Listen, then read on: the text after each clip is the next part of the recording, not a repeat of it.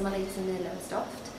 Beautiful, beautiful building, absolutely gorgeous, fantastic gardens. It's like a palace. It's absolutely enormous. And I've only been in sort of like a greenhouse area and this area. I've not actually seen the rest of the building, but it would possibly be one of the biggest locations we've ever done.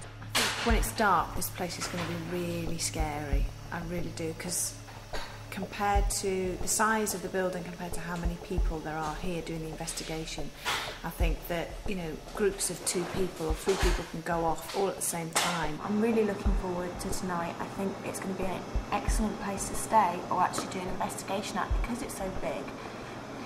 We'll know where all the crew is at one time, but you can separate the crew off into different rooms and you'll know that no noise is going to come from the other crew members. Everyone's a little bit spooked about going on the upper levels where the servants' quarters are, and it is quite strange up there.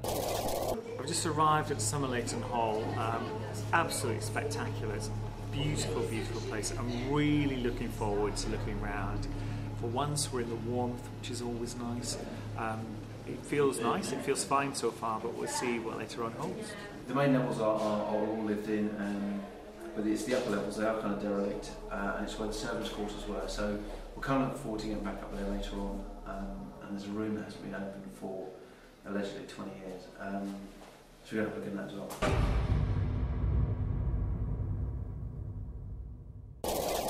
Right, well, we've done the little walk around. What I'm becoming aware about here, as we've come along this passageway, is, again, the energies of this, I would say, more malevolent spirit man, and a twisted inner anger with him, and he comes up here as well. I feel he was the head at the time of a family, and he would be more looked upon or recognised as, maybe people would call him Sir. This is the most negative part of the house, I feel, at this point in this area. In what way? Why? What would have happened in this room? Well, I feel that, you know, I feel that there would have been sacrifice, lots of sacrifices here, blood everywhere, and just congealing on the floor, and screeches and screams and from animals. What they were trying to do, they were trying to evoke from the depths of the dark side an evil to come into this atmosphere, to do, in their deranged way, to do their bidding. I don't want to go upstairs to the attic on my own, and I don't really want to go up there with anyone else. If anything happens up there, it's going to be fucking super shit scary. I'm not really looking forward to it. The rest of the house seems fine. It's a really nice, comfortable family home, but that the attic is a bit weird.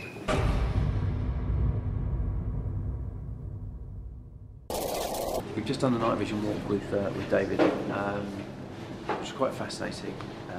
The first thing David picked up on was an old lady on the stairs. Now, there are reports of a lady being seen sitting on the stairs crying because she's lost her husband. He's come up with a lady called Eliza.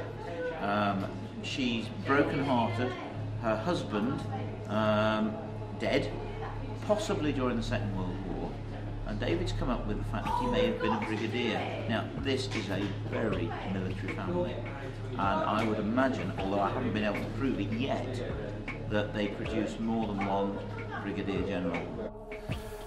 I am picking up on masculine energy here, and they're using the word, you know, I was a Navy boy myself, not Army, so forgive me. I think it's brigadier. Using the word that came to me was brigadier. This is probably First World War, and he seems to be again just comfortable being here. It seems like he's chosen to come back. So if you like, he has crossed, and he has done the light thing, and he's gone over into the lightness. But then he's built his own, if you like, his own world that's here. I mean, people often get confused that, you know, when we die, we go to heaven and it's somewhere up there. But actually, it's not. It's here. It's the same world, but it's just in a different dimension. It's a different space in time. What was that? Was that? Okay. So if you like, he's in his... You're right. Yeah. He's in his own space in time, and this is one of the rooms he's more active in. Okay, so it's a brigadier. What age would you put him at? He's not ancient. He's in his 40s, late 40s. Okay. And can you see him? Or in your mind's eye you can see him? Yeah, he's presenting in his in an army uniform.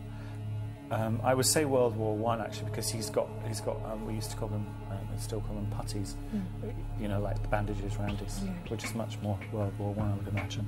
Not getting a name at the moment, but I think, you know, he's quite strong. He'll be with us later. Are the spirits aware of us in the house? Oh yeah, absolutely. Yeah, they are aware of us. There's a kind of sometimes you get spirits and they're cheeky. You know, they're touchers or they're, pinchers. Or we've had that before. But these ones are kind of much more serious about it, as they would have been, I guess, in life. They're kind of going to try their best, is what they're saying to me. They're going to try their best to make themselves known. Oh, good. Although he couldn't get the name of the guy, he could see a badge. So, came back, quizzed David about it, and he's given me a badge which has got something crossed,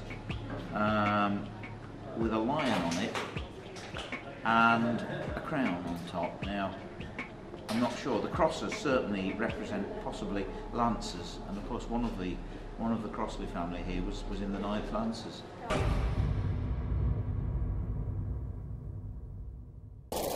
I went down to the cellar with Ian, and basically we went into certain areas of the cellar.